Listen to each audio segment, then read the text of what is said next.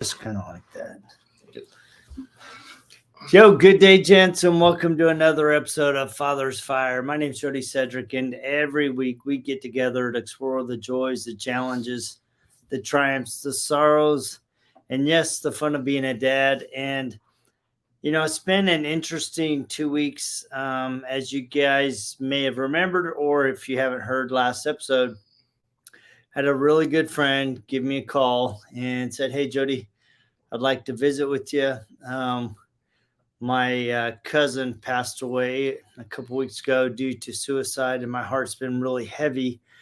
And my conversation with him was absolutely beautiful, and it was a really intimate, needed, helpful conversation for him, I hope.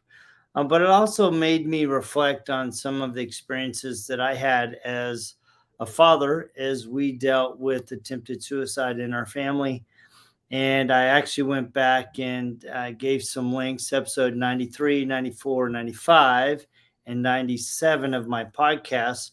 I did a 4-part series on teen suicide. And as I was thinking about kind of my conversation with my friend, some of the things that his family has been faced with has been the ripple effects of his cousin's decision to commit suicide, and the results that have led from that decision, as it has affected the family in so many different ways, the grandfather, the grandmother.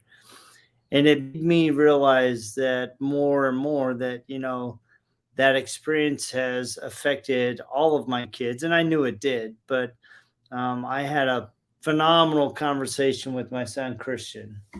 And he gave me so much insight as to his experience. And I thought it would be good for us to talk about that, because I've thought a lot about our conversation, not only from the perspective of what you experienced, but also what you learned out of it. And I think a lot of families don't have the opportunity to talk about that. And so I'd like to talk about that because, you know, it was pretty eye-opening. I mean, I knew, but it was pretty eye-opening for me, kind of your experience. So let's talk about that, because you were the one, me and mom were on vacation. Yeah. You know, yeah. Well, also, I feel like a lot of families, like, if they do talk about it, it's usually too late. Like, usually people like get into this conversation and something already like dramatic has happened. I think it's important for people to understand that, you kind of want to open up the door prior, and have that basis of communication, and obviously it's like really hard to talk about, and there's like a big stigma behind like mental illness, especially like right now, like we're like talking about it and it's kind of like opening up. But I think like us as like families and us as like parents and just people need to make sure that that it's more well known that like it's better for you. Like I was watching like a UFC fight on Saturday, and one of the UFC fighter, Paddy Piblet, he's from England. His buddy actually died, like committed suicide 5 hours before his weigh-in for the Oh, fight. jeez. Yeah, and so he ended up winning that fight. And at the end of the fight, he like gave him a little like talked about it and was like, "There's like a stigma behind mental illness, and I'd rather my buddy cry on my shoulder tonight than go to his funeral next week." So, and I think that's a very important like topic to talk about and thing to hit on, that nobody wants to go to your funeral, and we'd much rather like have some like be there for you to cry on. I think Yeah, that's important. one of the things that really surprised me, especially because it's made me, since our conversation and my conversation with my friend, and I'm purposely not saying his name yet because they, as a family, haven't made it public. Um, but it's kind of funny because as I've been faced with this, I've been listening to other talks about TED Talks, and so a lady said, 7 out of 10 men 40 to 65 commit of those that commit suicide are men. Yeah. And I'm like, Super high man, number. that number is staggering, right? And so my friend's cousin was a young man, and a lot of those times they're struggling with addiction, they're struggling with financial issues, they're trying to figure out how to support the family, and it just weighs on them so hard. And, if we don't create a safe space where we can talk about it ahead of time, and those things that are on our hearts, on our minds, that are weighing our spirits down, it leads to really a strong strain on the hearts, and leads to mental health issues. Yeah, no, definitely. And like I've struggled to talk about like just these issues and like these times that I've like been conflicted with like a lot of stress and a lot of trauma. And it has definitely weighed on me for a long time. And then eventually, like more recently, I've been felt more comfortable in the last like few years. I've definitely felt more comfortable like talking about like the whole Cynthia thing, and then also like my dog, and then even like grandpa's death. Those kind of were all in like a same time period, Yeah. and it all kind of like weighed in. And me talking about it more has definitely like helped a lot of people, and a lot of my friends that are dealing with issues, especially my friends that have lost like other friends or other people that like are important to them. And it's hard to like talk about these, but it's always good to be open to talk about them so you can help other people. One of the things that really struck me about our conversation a couple of days ago is you were talking about it was just you, Cynthia, and Kaylani home. Yeah. Right. And you're faced with, as a 16-year-old, I was actually thinking about it. I think I was like 18 at the time. 18? Yeah. Right. I think I was 18. Still, you were a teenager, right? Like college. Yeah. Yeah. So, and just having to all of a sudden, like, what do I do? Yeah. How do I respond? Well, it was at the time, it was very bizarre because like I remember like I needed to pick you up. I only had like two things. I like needed to go check on the girls for that night, make sure Cynthia took her medication, and put them to bed and go pick you up kind of thing. And that was it. Those were like my two things. Make sure Cynthia takes her medication, go pick you up. And I remember like hanging downstairs with Kehlani, and we were like chatting it up, and Cynthia went upstairs to like kind of do her own thing. I could tell that Cynthia was like upset about something, but she's just doing her own thing. And I was like getting close to the time I needed to leave. So I was like, okay, like I should go check on Cynthia, make sure she took her medication. And I remember like going upstairs after like I told Kehlani that she needed to go to bed. And I remember going upstairs and like her medicine bottle was gone. And I like went to the trash can because I knew something was up. Something immediately told me that something was amiss. And I opened up the trash can and it's just completely empty. Like the whole bottle is just completely empty. And I like remember looking at the bottle before, and there were like 30 some odd pills in that bottle. And I don't know if I should be like, no, okay. Well, I think the thing that I really want to talk about is being at the point that you realize that there was a problem, right? And going, all right, who can I call? What can I do? And so you called some really good friends of ours, Reed and Andrew Young, and they weren't picking up the phone. And so you drove over there and knocked on the door and said, I need your help. I don't know what to do. Right. And yeah. And I think that's where I really want to pick up, because I think, and I appreciate that Christian's sensitive to the story, right? Because one of the things that I have been very cognizant of is recognizing, or trying to be sensitive, that it's her story, but it's also our family story. Yeah. Right. And so I'm trying to talk about it in a way that we as dads, we as parents, have a forum that we know how to move through these challenges with our kids, and both before and after. And so, I mean, you're in this situation where you're like, all right, my sister is in trouble. Yeah. And I need help.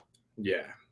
And so you knock on the door, and you're like, what do I do? I got to be in two places at once. Yeah. I remember like getting Cynthia in the car and like turning on the car, and then I was like, I don't know what to do. Like I like have to I have to pick up my parents. I remember thinking I'm like I have to pick up my parents, like, but Cynthia is going to like die right now. Like if I like go and if I go do that. And I was freaking out. I didn't really know what to do. And the only thing was is like there have been like a bunch of families that have kind of helped me through my life, like especially growing up in like a very inclusive, like we've had so many like parents and other families like that you're friends with, that mom's friends with, and that have like helped raise us, you know. And like I immediately thought of Angie and Reed Young, you know, Reed being like one of the, like I forget what they're called now. I've been out of the church for so long. Like councilmen, teachers. Yeah, he's one of the, yeah. And then Angie was one of my scout leaders when I was growing up, and like they've always meant like a lot to me, and I always knew that I could like go for them for help. So I think I was like, I have to go. Like I have to like look for somebody to like help me in this situation, because I didn't really, like, as an 18-year-old like kid still like dealing with my own problems, like I just needed some help. And so I remember going over there and like knocking on the door, like just banging on the door, you know, and like got Cynthia out, and I like, and Reed and all his whole family like answered the door, and I felt so bad, but I was like, hey, like I really need your help. I really need you to take Cynthia to the hospital, because she like took a bunch of pills, and like she's gonna like, and she needs help, but I have to like go pick up my parents. And I remember Reed asking me, or Reed telling me, he's like, well asking, yeah, well, like, why don't you take Cynthia to the hospital real quick? And I was like, I don't know. I need to go. I need to like go pick up my parents from the hospital, or not the hospital, Airport. Yeah. Sorry, it gets all tough sometimes to talk about, but then like Reed was like, yeah, no, I will. And so Reed took Cynthia to the hospital, and I went and picked you guys up. And I always like thought about it and looked back on it, and this is one of the things that like I always pushed down, because I never thought, like, I was like, it is what it is, you know. It's just, life is like what it is. Sometimes life's hard sometimes, you know. And I never really gave myself like a lot of time to process it. But I think it was important for me to understand that like forgive myself for being a kid, you know, and like not knowing what to do. When I look back on it now, I definitely wish that I would have been the one to take her to the hospital, and that like I could ask Reed to go like get you guys from the airport. But that didn't happen, you know. But it definitely taught me like the valuable lesson of like I definitely will never do that again. Like I will always be the person to step up and help people out, you know, and like take the person to the hospital and be with them through the whole experience, you know, even though like I didn't at the time, you know, and I do feel a little bit of guilt for it, but most of the time, well, not most of the time, I have like forgiven myself a little bit. Like I was young, like I was terrified, like I didn't know what to do. But I think it is important to learn from these mistakes, or not necessarily mistakes, but like just these strange environments, these very traumatic environments that you can find yourself in. You know, you need to be able to look at these and be constructive from them, and like not only help other people in the process and other people in your future, but also like help yourself to become like a better person, so people can rely on you and people can come to you. So one of the things that really struck me when you and I had this initial conversation was you kept using the word moral code. It's like I've made it a moral code that whenever somebody needs help, I'm going to go help them. but more importantly, I'm going to help them all the way through the process. Yeah. Because sometimes we all do this, right? There's there's a tragedy, somebody gets sick in an accident, or there's a death, whatever. Everybody rushes and rallies to somebody's aid at the moment of impact. Mm-hmm. But a lot of times we forget that people need care and love after the initial event, right? Mm-hmm. And I love the way that you said that. Is like I've made it a moral code to walk through the process with them. Mm-hmm. And I think that's really important, because I think a lot of times, like when I've had people that have died that I've known, I've made it a very specific point to 2, 3, even 4 weeks later, reach out to the person that's still living and go, "Hey, I just want to let you know I was thinking about you.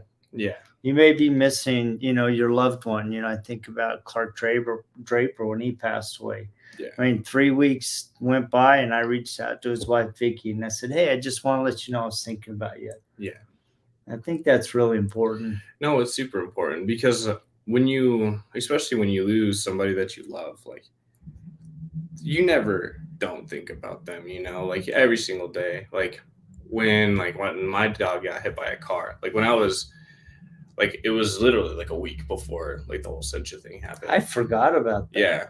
My first dog that I got, and it was like my dog. Her name, I named her Akila. And she ran away one night, and she was a husky Malamute. Beautiful dog. Yeah, beautiful dog. And when she ran away like one other time or like two other times, but she always came back, and I never really had to worry about it. But this time she was out, and she did get hit by a car, and it broke her spine.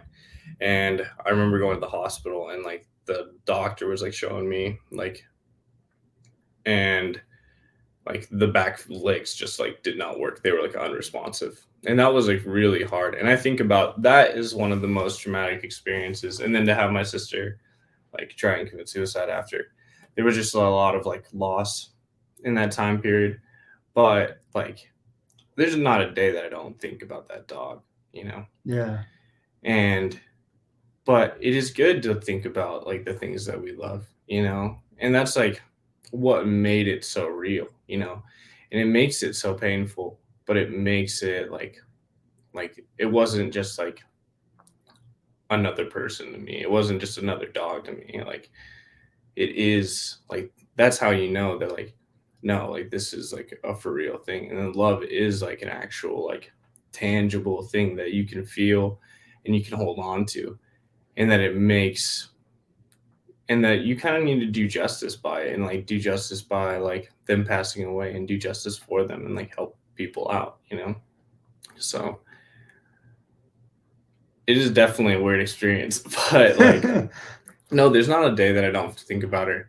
But I remember the love that she had for me and that I had for her, and that's really the only thing that's really eternal, the one thing that will definitely live forever, and they'll never go away. Yeah. And I think that's important to think about, that even though they're gone, the love that you had for each other will stay forever, Yeah. So Yeah, one of the things that I've thought about, I have a couple thoughts. I'm trying to make sure I attack the right thought here, but I actually think I'll go with this one first. One of the challenges that my friend has expressed is the family has been so traumatized by the loss of his cousin that some of the family members, they're actually ashamed. They're mad about it. They're angry at him. And they're even talking about not even having a funeral for him, and just kind of sweep it, kind of letting it go aside, and kind of brushing it under the rug. And I was talking to him man, you cannot let that happen. Number one, it does a disservice to the life and memory of that person. Mm-hmm.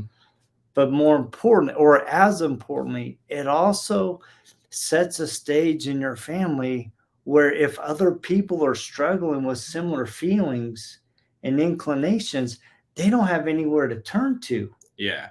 No, and that kind of stigma just always has baffled me, because like the repercussions of not coming and talking to somebody, or like not coming out and talking about your problems, just has lasting, like a domino effect of just trauma that could build up in a family, especially like if, like, imagine like you're dealing with so much anger and so much like pain and so much sadness that like, and like so many emotions that like make you want to kill yourself and like make you feel like you're unworthy to be alive. And like there's so many other reasons why people like commit suicide. Like I don't want to just like put it into those like emotions, because like it is much broader than like people actually realize.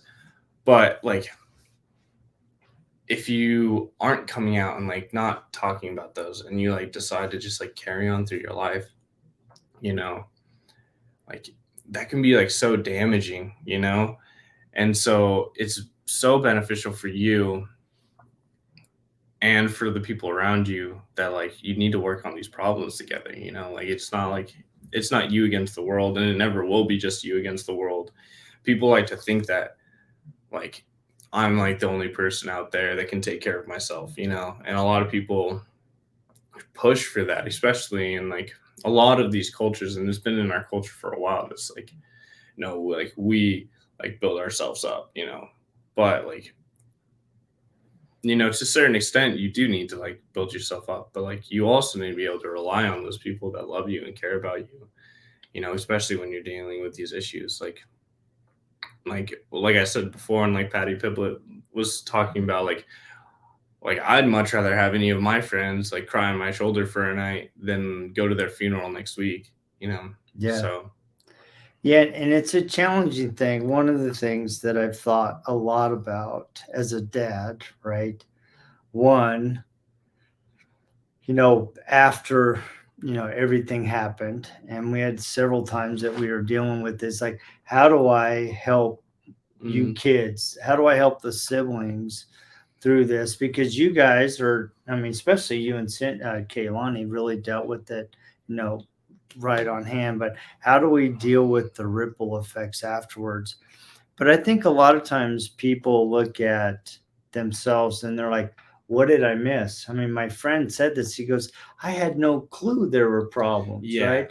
And it's like, so how do you help people ahead of time, right? It's like, how do you even know? How do you even anticipate? Are the kind of questions that I've asked.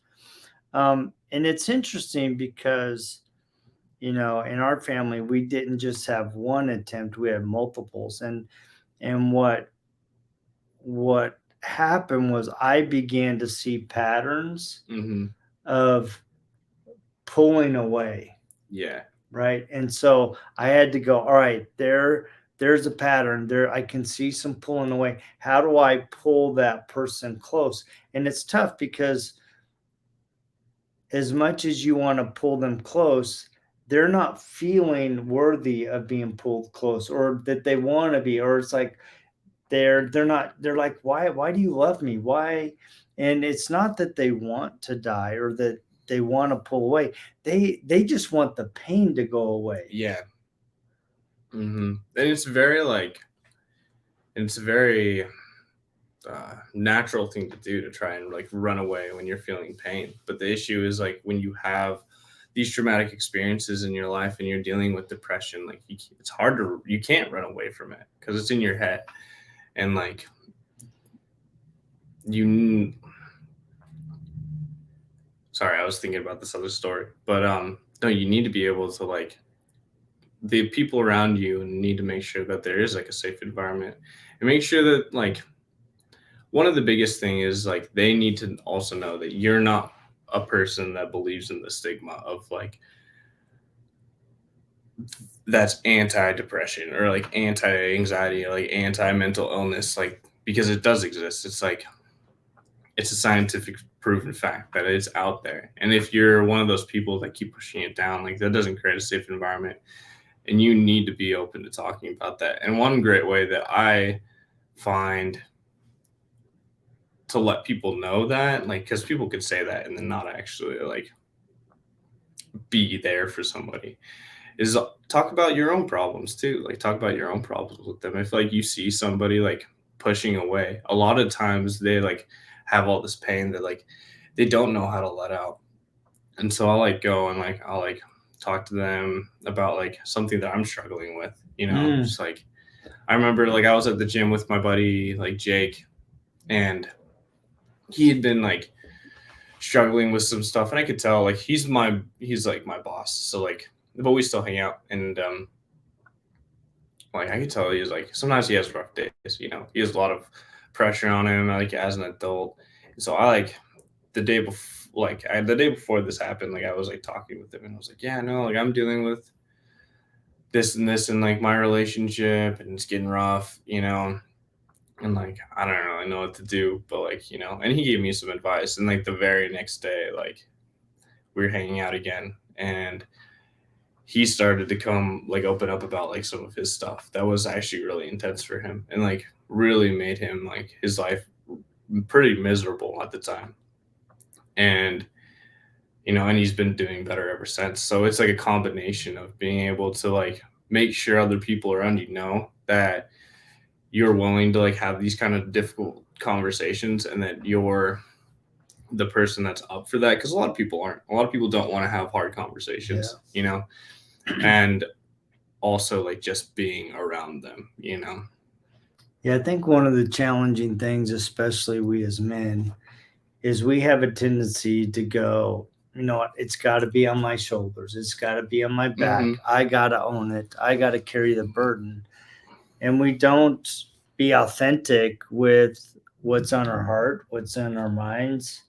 And we don't have a confidant that we can go, hey man, this is what I'm struggling with. Right. Yeah. And I like the idea of, a lot of times you can see something is going wrong, something's weighing on people's heart, but they don't know how to open up about it. And if you can turn it on yourself, it kind of deflects some of the pressure away from them of about having like starting that conversation. Yeah. So I think that's really good, because a lot of things, and I'm, that I've asked myself, and I'm going to ask you here, what are some things that you think I, as a dad, could have done better, both before and after, to help not only you, but also the other kids? Yeah. No, like, well, it also like doesn't help that like mental illness and like being aware of mental illness and dealing with these really hard topics is more of like a current thing that's going on. It's like, and that's like a big issue, is because like all these studies are coming, like have been out for a little bit, but a lot of people have been kind of ignoring them, and it hasn't been until more recently that like we're talking about like either childhood trauma or like generational trauma and stuff like that. And so like your generation probably didn't get a lot of that, and the generation before you didn't get any of that information. Right. So you're raised by people that like, like if you had a problem, like you like solved it. Yeah, you solved it, or you ignored it, or ignored it. Yeah, yes. And that's like the biggest thing.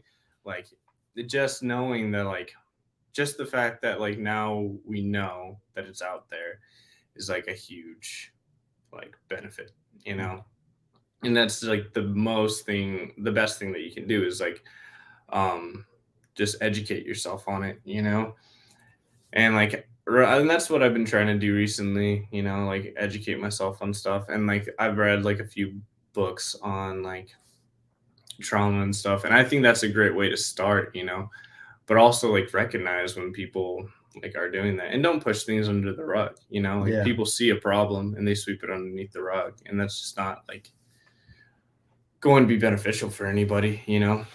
Yeah, I think one of the things that I struggled with, and I've gotten better about it, is I've always been kind of the mindset, a generational mindset of, you know what, I'll figure it out, right? And I didn't have the humility of going, I need some help, right? And I was very reticent to get self-help books or anything like that for a long time. Mm-hmm.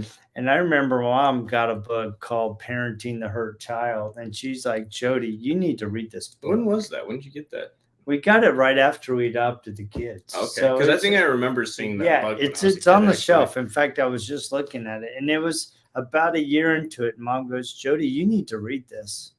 And I'm like, I reluctantly started reading it. And so I'm reading it and I'm like, oh, wow, I've seen that. Oh, I've seen that. Oh, geez, I've really seen that. Right. Yeah. And it was really eye opening to me that how closed minded I had become, or it had just never opened my heart and mind to other ideas and the experience of other people. Mm-hmm. Right. Here's somebody that's sharing their experience, their insight. And for $19.99 in a book, yeah, I can get experience that they're trying to help me with, right? And so that was very helpful for me, is going, all right, you need to spend more time reading and listening to podcasts and trying to really glean from other people's experience so that you can be a better father. And that's one of the reasons why I started the podcast. Was, there's not a lot of men, or at the time when I started the podcast, there weren't a lot of men talking about being a good father. There was a lot of conversations about absent fathers and missing fathers and abusive fathers, but there was no platform where men were talking about trying to be a good father, right? Yeah. And so, it's like I tell you kids all the time, I'm not a perfect dad, but I do try to love you perfectly, right? And I've made my mistakes. And so, I want, part of the reason why I wanted to have this conversation is, our conversation the other day was just, it was so impactful to my heart. And I'm like, getting your insight and your wisdom and your perspective has been very helpful for me as a dad, right? And the thing that has just rung true from that conversation was you kept using the phrase, I've created a moral code that I will always walk through a challenge with somebody. Yeah. Right. And I love that. Right. And, that you gleaned that out of a really tough experience where you had to look at, like, what the heck do I do? But it also made you look at yourself and go, all right, what do I want to become in the future? Yeah. Well, it can feel like dealing with these things can feel so isolating, and it's like, and a lot of times, like, your friends or your buddies, will be there for you when you, like, initially have the problem. And it can feel like people start to push away, like, because this isn't, like, a lot of this stuff isn't, like, something that's going to be solved in one conversation, Right. And so, like, talking about it and keep talking about it, sometimes you can feel like people push away, like, but I think it's very important that, like, you shouldn't push away, because that, like, you can't let these people, like, just deal with this, by themselves, because they're going to just feel isolated, and it's just going to come up again, and then they're going to feel like they don't have anybody to talk to again. And so you have to be strong enough and, like, grown enough to be like, no, like, you might, like, I've heard this conversation, like, for the 8th time, but, like, there's something that you haven't unburied and that I can help you unbury, and I'm, like, going to be there for those kind of people. And I want to be there because there have been times where I've been dealing with, like, suicidal thoughts. And I remember, like, thinking that I was alone and that, like, I didn't have anybody to turn to. Like, even though, like, I was surrounded by, like, tons of friends, and I had, like, a lot of friends at the time, like, I didn't feel like anybody cared enough to listen, But, like, being that rock for those people, being the person that's like, no, like, I'm going to be here. And I've had a few of those. Like, my older brother, like, Devin, is really good about that. Like, he's like, no, like, I'm going to be here every single day. You can call me all the time. Like, that's a person that I look up to, and it's a person that, like, I learned a lot from, like, always being there is like a majority of the battle too, and going through the battle every step of the way. You can't just blow it off after a few days and be like, oh yeah, it's probably fine now, you know, or like, Yeah. oh man, like, okay, it's this conversation again. Like, let's change the subject. Like, no, like you need to help people unpack these things, you know? So being there is like definitely the majority of the issue. Like, Yeah. One of the things that I've thought a lot about an experience that I had um, with Cynthia, and one night, she was just in a dark place, and she said, "Why do you love me? Why do you keep coming after me?" And I told her, I said, I will always come after you, all of you kids. I will always pursue and love you, and I will always be within arm reach. Whether you're ready for me to pull you into my arms, or if you're just needing me to walk side by side, because sometimes I think, it's kind of a delicate balance of being with somebody, but giving them the space mm-hmm. to wrestle and work through and see that you're still invested in Yeah. them and that you love them, and that no matter how much they push you away, you're still coming back. You're still leaning in and going, you know what? We're not done. We haven't unpacked it. Yeah. We're not through this yet, and I'm going to walk through it with you at whatever pace you need me to walk with you. Yeah, no, I was actually like a few months ago, like I was dealing with one of my friends that she was dealing with a lot of issues, like childhood trauma issues.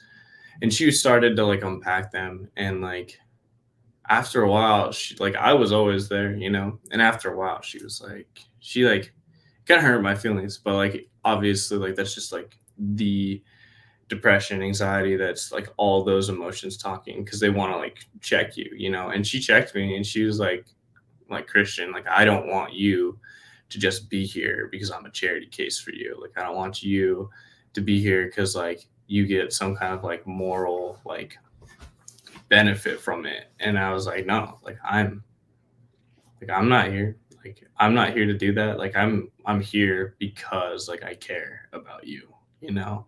Like you're not like something that like I'm just trying to prove myself to something, you know? And a lot of people can feel like that can happen. And it's like, no, like I'm not like you're not a charity case to me. You're not just something that like I'm just doing because like it's the right thing to do. Like I'm doing this because like, I care about you and like I love you and I want you to be healthy and I want you to know that you have like a support system like outside of yourself, you know, that like wants to be there for you and wants to be here for you every single day, you know? And like that's kind of like the mindset that, you know, you have to have, you know, it's like, no, like I'm here because I care, you know? Yeah. I think it's tough, especially when you're trying to give love. You're trying to be the sounding board, and sometimes you end up being the punching bag. Right? They're checking, and I love that you said that. They're checking to see if you're really invested in them, not their problem, not in being the hero, but they're checking to see if you're invested in walking with them and loving them through a really difficult and painful time in their life. And I love that. So what I want to thank you for being open and candid and sharing your thoughts. Are there any last thoughts that you think are maybe important for families and fathers in particular? Yeah, fathers in particular. Like you have to like it's especially like because like I'm 25, I'm not a father, you know, like my generation, like I'm kind of on that cusp of like the generation that like is really into understanding like mental illness. And then also like I know like kids my age and like a lot of people that are older than me that are like very like anti, you know, talking about it. But like I think it is very important to like because we kind of like not like we kind of grew up like nose to the grindstone, you know. We work a lot, and like like I remember growing up as a kid, I remember going through high school and stuff, and I was like, nah, like if I have a problem, I'm just gonna like put a smile on and I'm gonna just like push through it, and it's Yeah. like everything's gonna be fine, you know. Um, but like understanding that like that's how you grew up, and that you were a person that like did throw all your anger and your sadness and all your emotions and all the pain, like you just like pushed it down and you like pummeled it, and you did like, conquer it to an extent, like, but like understanding that that's what you did, and understanding that's like how you were raised is like the best thing you can do, because it'll help you be like, okay, actually I can break down these walls, like this, like, like maybe that did help me in the time period, and like, and it probably has caused a lot of like some problems in your life, like, but understanding that like, that's like the generation I was raised by, and like that's kind of like the mindset that I had and maybe still have, and understanding that like I need to change that is very important. So Yeah. And it's an important lesson for me, right? Because like you said, it's kind of, and I was taught, man up, solve your problems, figure it out, push it aside. It's not that serious. And I think a lot of times we as men, we haven't been taught how to be in touch with our emotions. We haven't been taught how to embrace them and wrestle with them and and use them to our advantage, but also acknowledge that it's okay to be hurt. It's okay to be disappointed. It's okay to be angry, and be taught the tools of how to use those for your benefit to help you through those tough times. And it's something I'm still learning, and I want you to know that I'm really proud of you. I love you to death. I love, your siblings, but I love the man that you've become. And I don't think it is such a blessing to be able to sit down with your son and have very deep conversations, and have those conversations resonate in your heart and your mind, and cause you to look at yourself in a way that you hadn't before. And it's nice to be at that point where all of you kids have grown up, where you're becoming those men and women where we can have those conversations, right? But I think as importantly is that as you're raising your kids, that you create an environment as much as you can where you can have conversations in your home. Yeah, it's important. Well, guys, I want to thank you so much for joining me. I'm so glad that my son Christian had the opportunity to sit down with me. Hopefully you've gained something from his insight. Guys, this mental health is a serious issue, not only for us men, but for our kids and for our wives. We've dealt with depression for a number of years in our family. Judy and I worked through that as well. And so, be willing to get help. If you need counseling, be willing to go see a counselor. If you don't want to go to a counselor, find a good friend.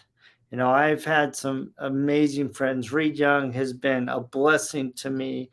Sean Hart has been a blessing to me. These men have been a sounding board. They've listened to me. They've heard my frustrations, my pain, my sorrow, and they've given me advice. They've encouraged me. They've been my brothers when I needed them. And Marco Roetto, another man that has been a big impact. And having those men around. Also, I want to point out, if you or a loved one is struggling with suicide, there is a suicide prevention line. They've made it really simple. It is now 988. That's right. 988 is the mental health suicide prevention line. So if you are struggling and you're late at night and you can't get hold of a friend, call that number. And of course, if you're a listener here and you just want to chat one-on-one with me, you can always shoot me a DM, shoot me an email. It's fathersfire@gmail.com. And I want to thank you guys so much for joining me. I know this is a little bit of a heavier topic, but if we don't have the conversations, we can't help each other and we can't help our families. So thank you guys so much for joining me. Thank you, Christian. And we will check you guys same time, same bat channel, just next week. See ya.